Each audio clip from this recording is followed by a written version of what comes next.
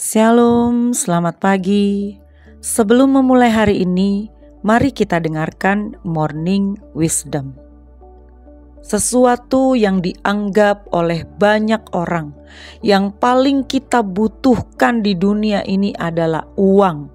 Banyak orang berkata segala sesuatu bisa selesai dengan gampang jika ada uang. Dengan uang kita bisa menyelesaikan banyak masalah.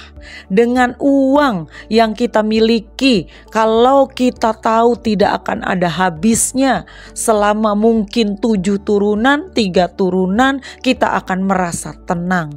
Selama ada uang, kita merasa tenang. Selama ada uang, semua jadi gampang. Bahkan Benjamin Franklin mengeluarkan satu slogan yang banyak dipakai oleh setiap pengusaha, oleh setiap orang-orang yang merindukan uang.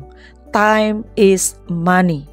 Seakan-akan seluruh hidup ini hanya diprioritaskan dan ditujukan untuk mendapat uang.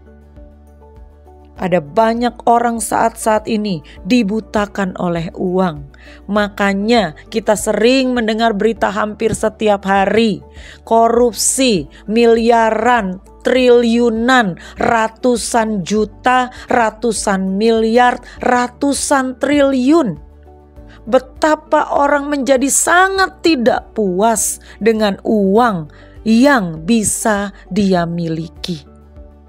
Sebenarnya uang bukan sesuatu yang jahat. Hanya saja kita perlu menjaga sikap hati kita terhadap uang. Uang tidak jahat, tapi cinta uang akar dari segala kejahatan.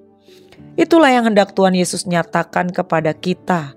Penumpukan harta tanpa tujuan yang hanya ingin membuat kita tenang, yang hanya ingin membuat kita, segala sesuatu akan menjadi gampang, mudah. Sebenarnya justru akan membuat manusia khawatir atau membuat manusia percaya pada diri sendiri secara berlebihan. Dan yang paling parah pada akhirnya, hidup manusia itu akan dikuasai oleh uang. Mengenai uang atau harta kekayaan, Tuhan memberikan satu garis prioritas yang sangat penting. Matius 6 ayat 19 dan 20-21. Janganlah kamu mengumpulkan harta di bumi. Di bumi ngengat dan karat merusakkannya, dan pencuri membongkar serta mencurinya. Tetapi kumpulkanlah bagimu harta di sorga. Di sorga ngengat dan karat tidak merusakkannya, dan pencuri tidak membongkar serta mencurinya. Karena di mana hartamu berada, di situ juga hatimu berada. Dan Tuhan menegaskan tidak seorang pun dapat mengabdi kepada dua tuan. Karena jika demikian, ia akan membenci yang seorang dan mengasihi yang lain. Atau ia akan setia kepada seorang dan tidak mengindahkan yang lain. Kamu tidak dapat mengabdi kepada Allah dan kepada Mammon. Mammon itu dewa kemakmuran, bicara tentang uang, harta kekayaan. Tuhan tidak menyamakan dirinya dengan setan dan iblis. Kamu tidak dapat mengabdi kepada Tuhan dan hantu, bukan. Kamu tidak dapat mengabdi kepada dua tuan.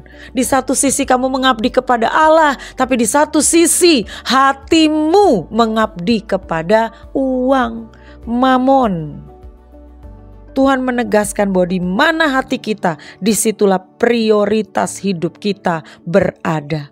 Kalau hati kita pada harta kekayaan, pada uang, maka seluruh waktu, pikiran, tenaga, apapun yang ada, kita konsentrasikan untuk mengumpulkan harta kekayaan. Tuhan Yesus tidak mengecam orang kaya. Dia banyak memanggil orang-orang kaya. Rasul Paulus dalam pelayanannya pun dibantu oleh orang-orang kaya. Tetapi Tuhan hanya ingin kita lebih memprioritaskan hubungan dengan Dia secara pribadi di tengah rutinitas pekerjaan kita mencari uang atau memenuhi kebutuhan hidup setiap hari. Ketika kita menjalankan aktivitas ekonomi sehari-hari, hendaknya kita tetap memancarkan kasih Tuhan. Dengan demikian, cara kita mencari uang pun akan dipengaruhi oleh sikap hati. Inilah kuncinya supaya kita tidak terjerumus dalam sikap cinta uang yang merupakan akar dari segala kejahatan. Jadi uang tidak jahat. Namun cinta uang, begitu inginnya kita memiliki banyak uang, itu akan membuat kita terjerat dalam berbagai pencobaan, berbagai hal-hal yang akan menyusahkan diri kita sendiri. Mari prioritaskan hidupmu.